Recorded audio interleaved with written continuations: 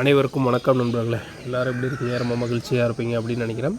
இது வந்து பார்த்தீங்க அப்படின்னா 2023 நவம்பரில் நடந்த எக்ஸாமோட ஜிகே கொஷின்ஸ் வந்து நீங்கள் பார்க்கலாம். ஓகேங்களா? இப்போ தான் ஃபஸ்ட் டைம் நம்ம சேனலில் பார்க்குறீங்க அப்படின்னா சப்ஸ்கிரைப் பண்ணிக்கோங்க. மறக்காமல் நம்ம வீடியோக்கு ஒரு லைக் மட்டும் போட்டுருங்க. அங்கே வீடியோக்குள்ளே போகலாம். கீழே டெலகிராம் சேனல் கொடுக்குறேன். பிடிஎஃப் ஏதாவது வேணும் அப்படின்னா அதில் ஜாயின் பண்ணிக்கோங்க. அதில் சென்ட் பண்ணுறேன். அப்புறம் டெஸ்ட் பேட்ச் வந்து கண்டக்ட் பண்ணலான்னு இருக்கேன். ஓகேங்களா? இயல் 1, 2, 3, 3, 4, 5, 6, 7, 8 அப்படி தமிழ் 12th வரைக்கும் அப் டு 12th வரைக்கும் கண்டக்ட் பண்ணலான்னு இருக்கேன். ஃப்ரீ டெஸ்ட் பேட்ச் வேணும்னா அதில் கொஷின் பேப்பர் இருக்கும், டவுன்லோட் பண்ணிக்கலாம். ஓகேங்களா? ஓகே, வாங்க வீடியோக்குள்ளே போகலாம்.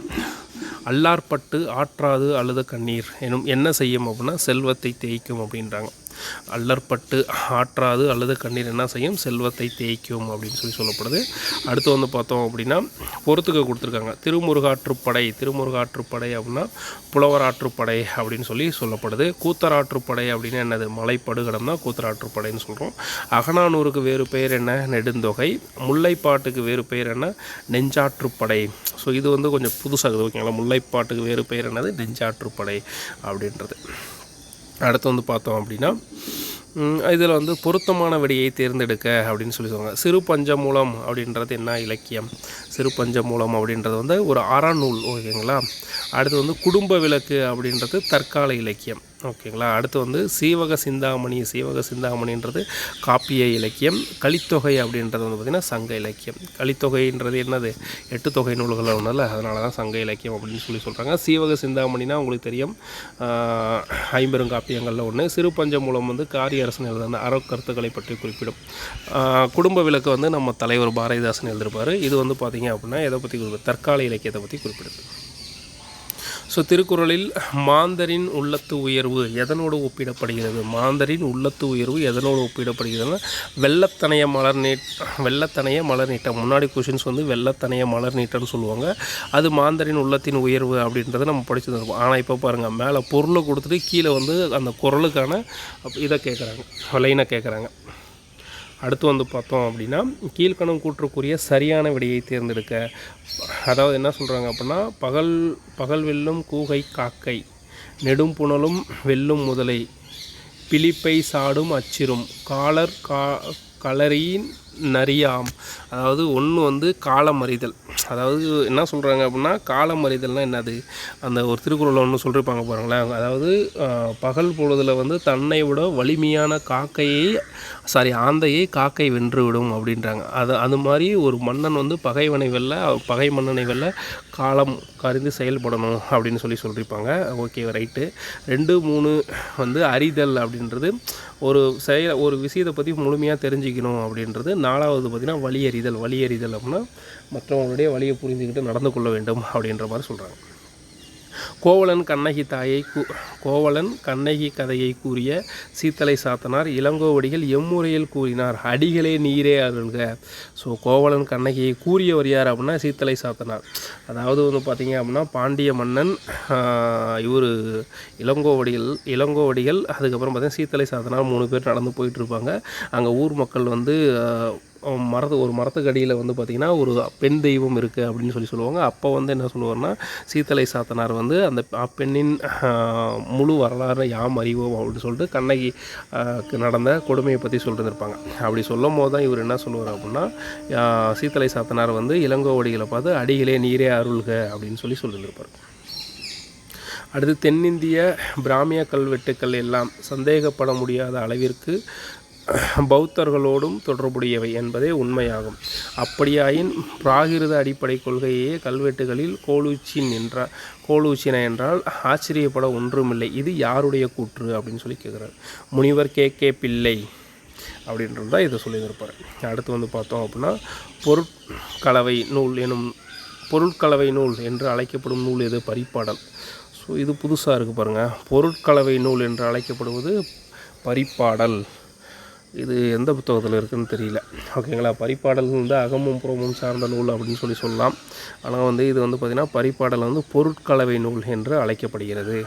திருக்குறள் அறத்துப்பாலில் உள்ள அதிகாரங்களின் எண்ணிக்கை அறத்துப்பால் 38, பொருட்பால் 70, இன்பத்துப்பால் 25. இடிஃபாஸ் உளச்சிக்கலை அதாவது காம்ப்ளெக்ஸ் மையமாக கொண்டு ஜெயகாந்தன் எழுதிய நாவல் எது அப்படின்னா ரிஷி மூலம்.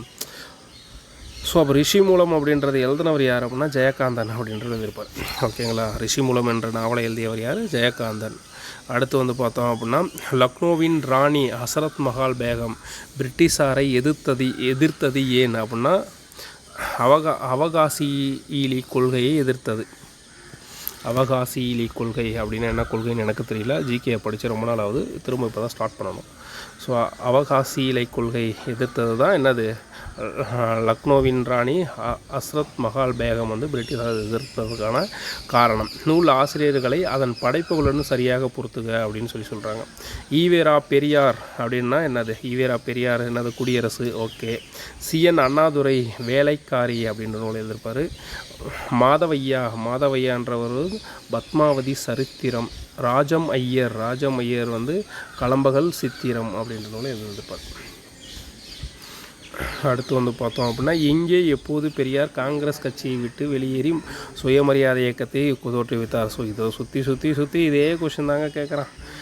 எங்கே காஞ்சிபுரத்தில் 1925 செங்கல்பட்டில் வந்து 1929 கிரேட்டு. இதில் வந்து என்ன பண்ணிருப்பாங்க அப்படின்னா லாஸ்ட் டைம் குரூப் 4 கேட்டிருந்தாங்க. என்ன கேட்டிருந்தாங்க, பெண்களுக்காக சொத்துரிமைக்கான தீர்மானத்தை நிறைவேற்றிருந்திருப்பார். ஈரோட்டில் வந்து பார்த்தோம் அப்படின்னா என்ன சொல்லியிருந்திருப்பார், அதாவது வந்து சேலத்தில் வந்து நீதி கட்சி அப்படின்ற வந்து பெயரை வந்து மாற்றம் செஞ்சுருப்பார். திராவிட கழகம் அப்படின்னு பெயரை மாற்றம் செஞ்சுருப்பார். மூட நம்பிக்கை ஒழிப்பு மாநாடு வந்து ஈரோட்டில் நடத்தியிருப்பார். ஓகேங்களா. அடுத்து வந்து பார்த்தீங்கன்னா கிபி 2ஆம் நூற்றாண்டை சேர்ந்த இசை ஸ்வரங்கள் அடங்கிய பிராமி கல்வெட்டு வந்து எங்கு கண்டுபிடிக்கப்பட்டது அப்படின்னா அரச்சலூர். ஓகேங்களா. கிபி 2ஆம் நூற்றாண்டை சேர்ந்த இசை ஸ்வரங்கள் அடங்கிய கல்வெட்டு வந்து அரச்சலூரில் கண்டுபிடிச்சிருக்காங்க. கீழ்கண்டவற்றில் எது சரியாக பொருந்தவில்லை. குறிஞ்சி அப்படின்னா என்னது, புணர்தல். முல்லை அப்படின்னா இருத்தல். மருதம் மூடல். நெய்தல் அப்படின்னா பிரிதல். ஸோ இதுதான் வந்து என்ன பண்ணல, பொருந்தலை. அடுத்து வந்து பார்த்தோம் அப்படின்னா கற்றல் மேம்பாட்டு திட்ட முறைகள் தொடர்பாக கீழ்கணும் கூற்றுகளை கவனிக்க. ஆங்கிலம் தமிழ் சித்திர அகராதி ஆசிரியர் வடிவில் பெட்டி எண்ணியல் ஒளிக்காட்சி திட்ட வடிவிலான கதைகள் பள்ளிகளுக்கு இடையிலான கூட்டு. இதில் வந்து பார்த்திங்கன்னா 1, 2, 3 தான் ரைட்டு. அப்போ ஆங்கில தமிழ் சித்திர அகராதி ஆசிரியர் வடிவில் பெட்டி teacher geometry box story DVD எண்ணியல் ஒளிக்காட்சி தட்டு வடிவிலான கதைகள் இதெல்லாம் வந்து என்ன பண்ணுறாங்க அப்படின்னா மேம்பாட்டு திட்ட முறைகளோடு தொடர்புடையது அப்படின்றாங்க. 12ஆம் வகுப்பு பொதுத் தேர்வில் ஒவ்வொரு மாவட்ட அளவில் முதல் மற்றும் 2ஆம் இடம் பிடிக்கும் மாணவர்களுக்கு வழங்கப்படும் விருது என்ன அப்படின்னா பேரறிஞர் அண்ணா நினைவு விருது. இந்த கொஸ்டின் வந்து புதுசாக கேட்டிருக்காங்க பாருங்கள். 12ஆம் வகுப்பு பொதுத் தேர்வில் ஒவ்வொரு மாவட்ட அளவில் இடம்பெறும் முதல் 2ஆம் இடம் பிடிக்கும் முதல்லையும் 2ஆம் இடம் பிடிக்கும் மாணவர்களுக்கு மட்டும்தான் அண்ணா நினைவு விருது தராங்க. அடுத்த டைம் இப்படி கூட கேட்கலாம், அண்ணா நினைவு விருது எந்த பள்ளி மாணவர்களுக்கு வழங்கப்படுகிறது, கீழ்கணக்கு கூற்றுகளில் சரியான கூற்றை எழுதுக அப்படின்னா இந்த விருது வந்து என்னது 12ஆம் வகுப்பு பொதுத் தேர்வில் மாவட்ட அளவில் முதல் அண்ட் 2ஆம் இடம் பிடிக்கும் மாணவர்களுக்கு மட்டும் வழங்கப்படுகிறது அப்படின்லாம். அது அடுத்தது இல்லைனா முதல் 3 இடங்களுக்கு வழங்கப்படுகிறது, இல்லை முதல் இடத்துக்கு மட்டும் வழங்கப்படுகிறது அப்படின்னு ஆப்ஷன் கொடுக்கறதான வாய்ப்பு இருக்குது. இந்தியாவின் டேஸ் பெரிய மின்னணு வான்பொருள் உற்பத்தி மையம் சென்னையில் விளங்குகிறது. அதாவது 2வது மின்னணு வன்பொருள் உற்பத்தி மையம் தானே சென்னை. தமிழ்நாடு மின் நிர்வாக நிறுவனம் தேசின் கீழ் பதிவு செய்யப்பட்டுள்ளது. சமூக சட்டம் சொசைட்டிஸ் ஆக்ட். ஓகேங்களா. தமிழ்நாடு மின் நிர்வாக நிறுவனம் எதன் கீழே பதிவு செய்யப்பட்டிருக்கு அப்படின்னா சமூக சட்டம். 2011 மக்கள் தொகை கணக்கெடுப்பின்படி பின்வரும் மாவட்டங்களில் சிறார் பாலின விகிதம் மாநில சரிவை விட குறைவாக உள்ளது. 943 எங்கே இருக்குது அப்படின்னா இப்போ வந்து நாமக்கல்லில் வந்து பார்த்தோம் அப்படின்னா என்னது 2 914. ஓகேங்களா. 1 கடலூர் வந்து பார்த்தோம் அப்படின்னா 896. அடுத்து வந்து சேலம் வந்து பார்த்தோம் அப்படின்னா 916. அடுத்து என்னது அரியலூர் வந்து 891. ஆனால் இந்த கொஸ்டின் வந்து இது வரைக்கும் முன்னாடி நான் எந்த ஓல்டு கொஸ்டின்ஸ்லையும் கேட்டத மாதிரி தெரியல. அதாவது சிறார் பாலினம்னா குழந்தைகளோட பாலினம். எப்பயுமே வந்து பெரியவங்களோட பாலின விகிதம் தான் எப்பயுமே கேட்பாங்க, கரெக்டுங்களா. ஆனால் இந்த டைம் பார்த்திங்கன்னா சிறார் பாலினம் கேட்டிருக்காங்க. அப்போ நாமக்கல்லில் வந்து 896. ஸோ இருக்கிறதுலே ரொம்ப கம்மியான சிறார் பாலின விகிதம் எங்கே அப்படின்னு சொல்லி பார்த்தோம் அப்படின்னா அரியலூரில் தான். ஓகேங்களா. ரொம்ப அதிகமான சிறார் பாலினம் எங்கே இருக்குது, அது அரியலூரில் இருக்குது. ஸோ அதிகமான சிறார் பாலின விகிதம் எங்கே இருக்குது அப்படின்றத நம்ம ஏதாவது PDF கிடச்சினா நான் உங்களுக்கு ஷேர் பண்ணுறேன். ஓகேங்களா. அடுத்து வந்து 108 அவசர மருத்துவ ஊர்திக்கு நாட்டிலே முதலாவதாக நியமிக்கப்பட்ட பெண் ஓட்டுநர் யார் அப்படின்னா திருமதி வீரலட்சுமி அப்படின்றவங்க வந்து நியமிக்கப்பட்டிருக்காங்க. அப்போ திருமதி வீரலட்சுமி எந்த மாநிலத்தை சேர்ந்தவங்க அப்படின்னா தமிழ்நாட்டை சேர்ந்தவங்க. ஓகேங்களா. கல்வியில் சீர்திருத்தங்களுக்காக பின்வரும் நோக்கங்களை கோத்தாரி ஆணையம் 1964 முதல் 66. இப்போ கோத்தாரி ஆணையம் அமைப்புடுது 1964லேருந்து 66. எதற்காக அமைச்சாங்க அப்படின்னா 1 2 3 4 அப்போ வந்து 2 3 4 என்னென்னா சமூக மற்றும் தேசிய ஒருங்கிணைப்பை அடைதல், நவீனமாக்கல் செயல்முறைகளை துரிதப்படுத்துதல், சமூக தார்மீக மற்றும் ஆன்மீக மதிப்பீடுகளை வளர்ப்பது. ஸோ இதுக்கு மேலே கொஷின்ஸ் எல்லாமே இந்த மாதிரி 3 4 ஆப்ஷன்ஸை கொடுத்து அதில் தான் கேட்பாங்க. ஆப்ஷன்ஸ் மீன்ஸ் வந்து பெரிய காட்டுற மாதிரியோ லைன் மாதிரியோ கொடுத்து கீழ்கண்டவற்றில் 2 ஆன்சர் 3 ஆன்சர் வர மாதிரி தான் அதிகமான கொஷின்ஸ் வர்றதுக்கான வாய்ப்புகள் இருக்குது. அடுத்து வந்து சோ தாம்சனின் நூல் தேசின் முக்கியத்துவம் பற்றி பேசுகிறது. அந்நூலிற்காக அவர் 2019ஆம் ஆண்டு சாகித்ய அகாடமி விருதினை பெற்றார்.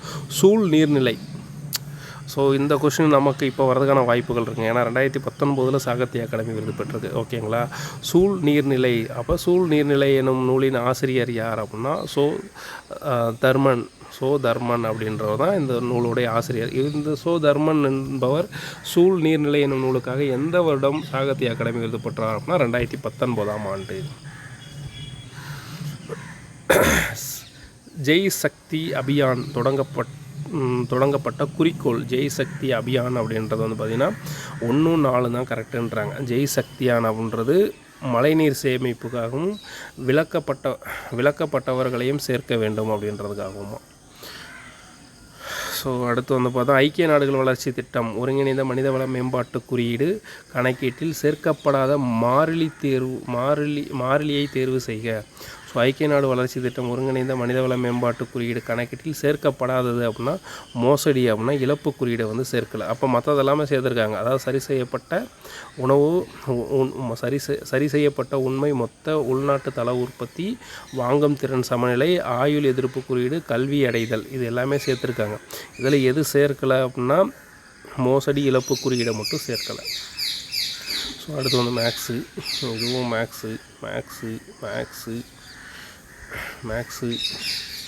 மேக்ஸெல்லாம் நம்ம வந்து அடுத்தடுத்த காணொலியில் பார்க்கலாம்.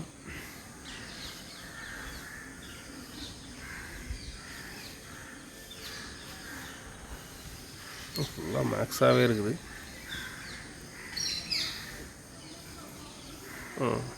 பின்வருவனவற்றில் எந்த வேதிப்பொருளானது சமையல் எரிவாயு எல்பிஜி உருளில் அடைக்கப்படும் எரிவாயுவில் சேர்க்கப்படுகிறது? Ethyl mercaptan. இந்த கொஸ்டின் அப்படியே குரூப் 2ல் கேட்டிருந்தாங்க. லாஸ்ட் இயர் குரூப் 2ல் கேட்டிருந்தாங்க. பின்வரும் எந்த வேதிப்பொருள் சமையல் எரிவாயு ஓகேங்களா சமையல் எரிவாயு அதாவது எல்பிஜி உருளையில் அடைக்கப்படும் எரிவாயுகளில் சேர்க்கப்படுது அப்படின்னா எத்தில் மெர்காப்டன் அப்படின்ற வாயு வந்து ஆட் பண்ண. அடுத்து வந்து பார்த்தோம் அப்படின்னா கூற்று காரணம். வளிமண்டல சுழற்சி பல்வேறு அளவுகளினாலான காற்று சுழலிகளால் வகைப்படுத்தப்படும். வளிமண்டலத்தில் மாசுக்களை கரைப்பதிலும் கடத்துவதிலும் வளிமண்டல காற்று சுழிகள் முதன்மை பங்கு வகிக்கின்றன. ரெண்டுமே ரைட்டு தான். ஏவிற்கான சரியான விளக்கமும் அதுதான். அடுத்து வந்து வகைப்பாட்டியலின் படிநிலையில் கீழ்நிலையில் உள்ள அலகு யாது அப்படின்னா சிற்றினம். ஸோ அந்த வகைப்பாடுனா இப்படி போட்டிருப்பாங்க பாருங்கள். அதாவது இப்படி போட்டிருப்பாங்க. அது எப்படி சொல்கிறது, இப்படி பெருசாக வருமே.